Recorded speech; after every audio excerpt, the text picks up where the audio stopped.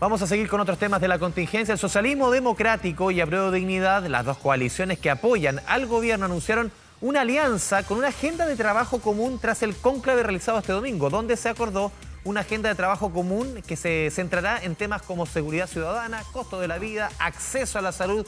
Para profundizar en las conclusiones tras el encuentro, nos acompaña la presidenta del PPD, Natalia Piergentili. Natalia, bienvenida a Canal 24 Horas. ¿Cómo le va? Muy buenas tardes. Hola, ¿cómo está? Natalia, a ver, lo decíamos en la presentación, hay una serie de acuerdos, por lo menos para comenzar a funcionar como una alianza, en el fondo, lo que uno escucha.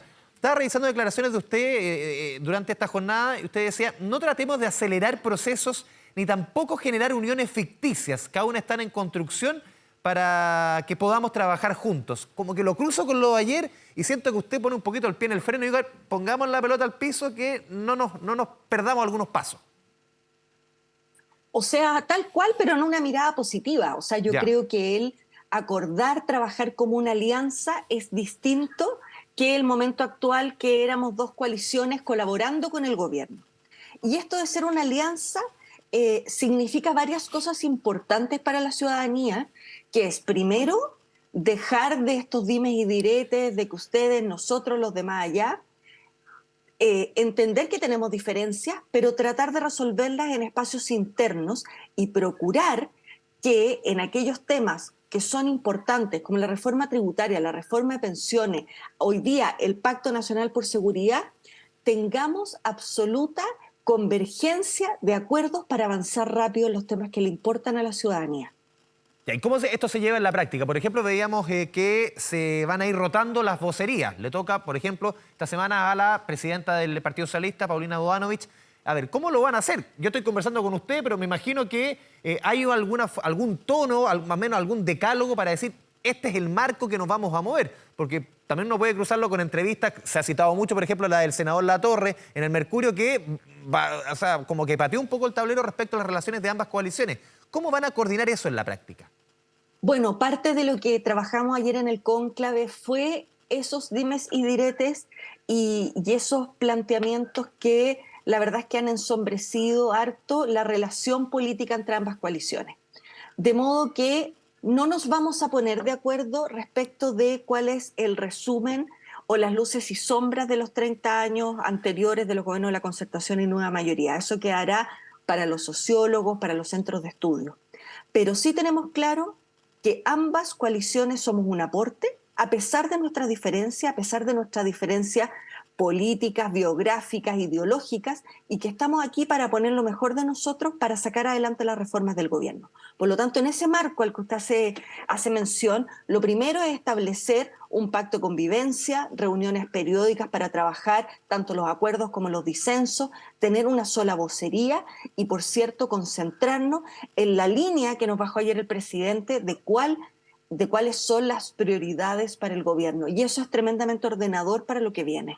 Sí, usted coincide, recién escuchábamos todo lo que fue la elección de la Cámara de Diputados, la nueva mesa, y me quedo con una reflexión que hizo el diputado del Partido Socialista por la región de Los Ríos, sí, Marcos Ilavaca, quien decía que esto es un reflejo del cónclave de ayer, que se vio, por lo menos en esta ocasión, al oficialismo un grupo más pétreo.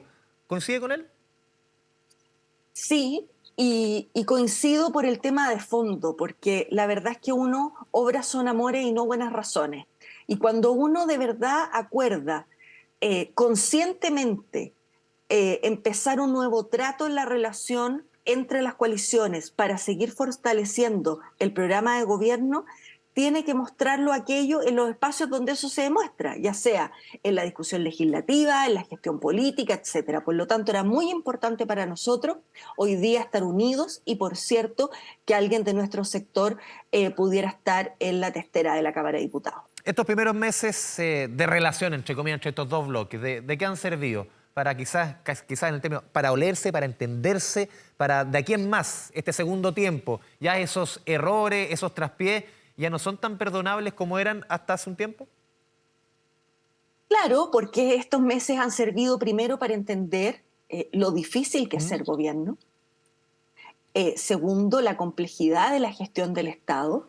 La dificultad que es enfrentar y sacar adelante un programa de gobierno con un parlamento donde no están las mayorías, Por lo tanto, creo que gran parte de las críticas a las que fue objeto mi sector, que tenían que ver con la falta quizás de ímpetu para sacar adelante reformas, hoy día la realidad ha mostrado que no basta solo el ímpetu, que bastan las condiciones materiales para que eso ocurra, y que hoy día, cuando tenemos condiciones materiales adversas, se entiende que por mucha voluntad que tengamos, las cosas hay que sacarlas adelante a través de acuerdos.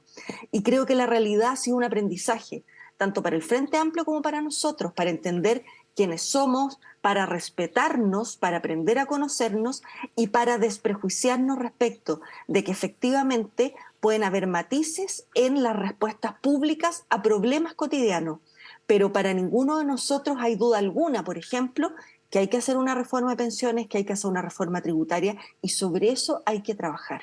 ¿Cuánto de lo que vimos recién en la Cámara de Diputados, Natalia, a su juicio, puede marcar un poco lo que se viene a futuro? Más que hablar de polarización, estamos hablando de una atomización, en que, por ejemplo, votos que fueron para Vlado Mirosevic, el diputado Alberto Undurraga, de la DC, siendo que el otro candidato era DC.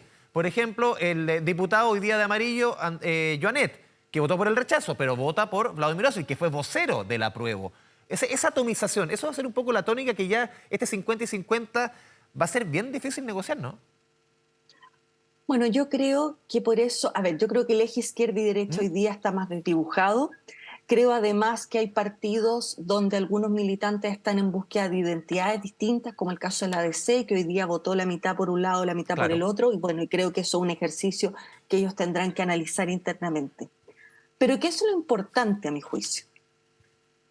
Plantearnos preguntas respecto de cómo respondemos a la ciudadanía.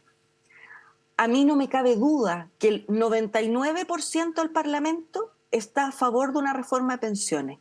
Está a favor de que a los chilenos y chilenas jubilados a fin de mes les llegue más platita. O sea, de verdad, no tengo por qué dudar de que Chile vamos a estar lo mismo.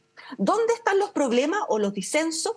En los mecanismos. Pero si tenemos claro que todas las fuerzas políticas le debemos a Chile, le debemos a los adultos mayores mejores pensiones después de una vida de trabajo, y por cierto la compensación a las mujeres, etcétera, entonces ponernos de acuerdo sobre el mecanismo no debería ser tan complejo. Y ese es mi punto, no hay que perder el foco y lo que está detrás y la deuda que tenemos como política sobre estos temas importantes. Natalia, hoy día en entrevista con Exante, la vocera dentro de las rotaciones del pacto, Paulina Bodanovich, presidenta del PS, decía: el progresismo debe tener una visión común, pero también conversar con la derecha.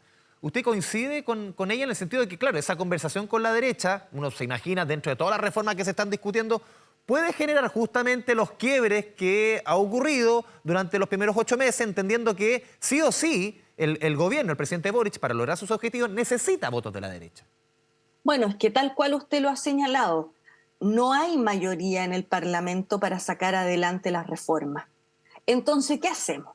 No conversamos con nadie, nos atrincheramos con nuestra reforma y no la aprobamos, y hicimos una tremenda reforma equitativa, justa a nuestro juicio, con principios de solidaridad, pero que termina rechazándose y los pensionados terminan sin un incremento en sus pensiones y Chile sin un sistema de seguridad social.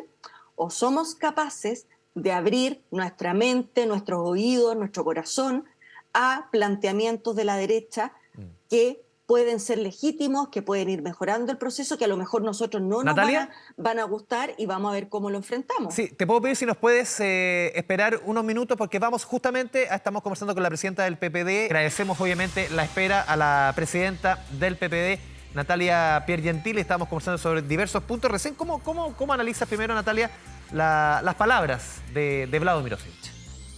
Bueno, van en la misma línea de lo que aquí estábamos comentando, de cómo somos capaces de sortear dificultades y cómo somos capaces de dialogar y abrirnos a un diálogo. Porque una de las cosas importantes que yo he aprendido más en la vida que en la política, para serle honesta, tiene que ver con que hoy día tenemos un sistema proporcional en la Cámara de Diputados. De modo que aquí nadie está sobrerepresentado, etcétera. Por lo tanto, es tan legítima la postura de la oposición actual, toda vez que representa casi la mitad de los ciudadanos que legítimamente votaron. Por lo tanto, ¿por qué yo de antemano voy a anular o rechazar una postura? Hay que debatir, y eso es un poco lo que también decía el diputado Mirosevic hace unos instantes. dentro de, hoy día hace, ¿cuánto? Un par de horas entró a la Cámara de Diputados, entró al Parlamento la reforma de pensiones. El presidente lo ha dicho desde que era candidato, es la reforma más importante de las que está embarcado el gobierno del presidente Boric. Usted como presidenta del PPD, a usted en particular, ¿qué puntos de este proyecto le hacen ruido? Ninguno, pero no porque no sea crítica, sino ¿Ya? porque tuvimos una presentación donde dudas que tenía, por ejemplo, desde cómo se financiaba, cuántos años íbamos a demorarnos en recuperar los recursos, cuál era el impacto en el mercado de capitales, etcétera, y otras preguntas que han surgido durante estos días se disiparon rápidamente y de manera consistente. De modo que yo creo que vale la pena la exposición del ministro Marcelli y de la ministra Jara cuando le corresponda ir a las comisiones, porque efectivamente a mí no me cabe duda que muchas veces los titulares hacen que uno tenga opiniones que no tienen tanto chasis, digamos, toda vez que no ha habido una explicación de la reforma. Pero yo le quiero decir con toda seguridad que es una reforma consistente, que es una reforma no pasada para la punta, como diríamos en buen chileno, más bien una reforma, digamos, mesurada desde la perspectiva de los países a los cuales nosotros nos queremos parecer, como los países de la OCDE, y además es una propuesta que permite el aumento de pensiones, pero con una base, digamos, solvente en el presente y en el futuro. Sí, porque uno ve claro, coincide usted con las palabras, por ejemplo, de la ministra Jara, que decía hace una propuesta moderada, pero uno ve al otro lado la postura desde Chile Vamos, que dicen todo tiene que ir al 6% de una cuenta individual. Entonces se ven posiciones bien disímiles. Va a haber que llegar a un acuerdo y muchos sostienen que aquí el acuerdo va a ser un proyecto muy parecido a lo que fue de la expresidenta Bachelet o del expresidente Piñera. 3-3, 4-2, pero se va a tener que llegar a un acuerdo de ese tipo. Mire, como yo no pierdo el foco, si logramos tener una reforma de pensiones que ya no sea un ahorro forzoso individual de ráscate con tu propia uña, que además tenga la posibilidad de que a los jubilados hoy día le aumentemos la pensión garantizada y además sea consistente en el tiempo, hagamos esos acuerdos. Lo importante para nosotros es el punto de llegada. Y a esas personas, y a eso es lo que no podemos claudicar y eso es lo que no podemos dejar de tener como foco. Si finalmente por una mirada ideológica, lo que sea, vamos a pasar del 3 al 2 en un fondo o del 6 al 5, analicémoslo. Mi tema es cómo respondemos a que Chile empiece a tener un sistema de seguridad social. Ese es el foco. Natalia Pergentili, presidenta del PP, le agradecemos este espacio con Canal 24 Horas. Muchas gracias, buenas tardes. Muy buenas tardes, que esté muy bien. Chao, chao.